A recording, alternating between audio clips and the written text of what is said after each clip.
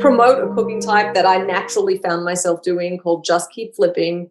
I personally like the taste of a charcoal grill the best for steaks. I know that's not practical all the time, but I find that cooking over extremely high heat and flipping often will allow that Maillard reaction to happen, which is the browning crust compounds on the outside, which is really significant for flavor development, but it will stop any overcooking on any one side. So if your preference is a rare, a medium rare, or a very specific doneness, other than well done, of course, you can really nail that doneness and still get that crust development, which is how I like my steak. There are other folks who would rather see a grill mark on it, you know, the crosshatch grill mark, because that to them is the hallmark of a great cooked steak.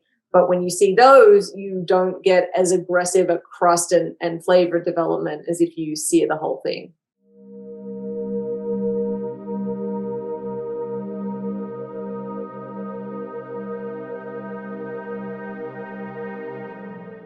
One of the disadvantages, in my opinion, of leaving it on one side to build that crust is you do start getting that grain band. So you're not getting as much medium rare all the way through. And then there's the, you know, there are people who love to butter sear. I don't. I think it interrupts the flavor of the beef. And also butter has water content in it. So I see a question as well about scraping the top of the steak. To get that Maillard reaction, we have to have the driest surface possible. So rather than scraping, you can always use a paper towel to dry your meat off before you start. It'll automatically put you ahead of the game in terms of getting that really nice crust starting.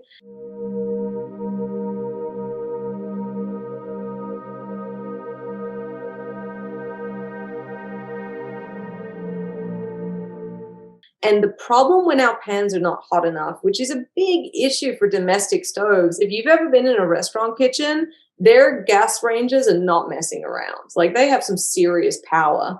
And what we have in our kitchens frequently are very low powered gas flames, and we put a skillet on it and it gets kind of hot, but not all the way hot. And then you add the steak in, and because that heat isn't there and can't stay hot, the water is released, which brings the temperature down.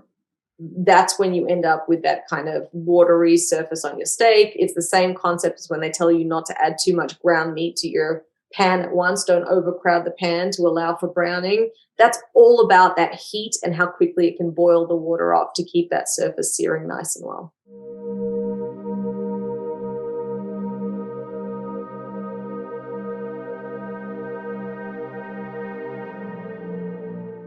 Really understanding food safety, understanding the color change, understanding how to best cook it opens your world up completely to really being empowered when you're standing at the grocery store or the meat counter, or your local butcher or your local rancher is sending you packages, and you know what to do with it. You're not standing there going, "Ooh, I'm not, should I, shouldn't I?"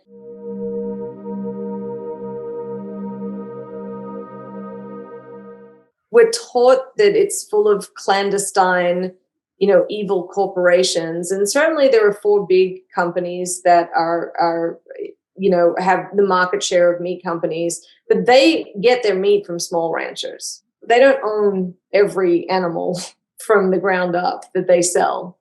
And every rancher that I've met and everybody I've met in ag is always willing to share and be very transparent and is very proud of what they do.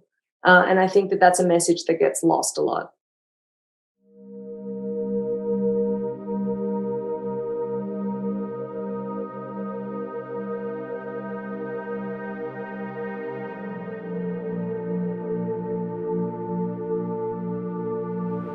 Annotated and summarized, easy to share with loved ones.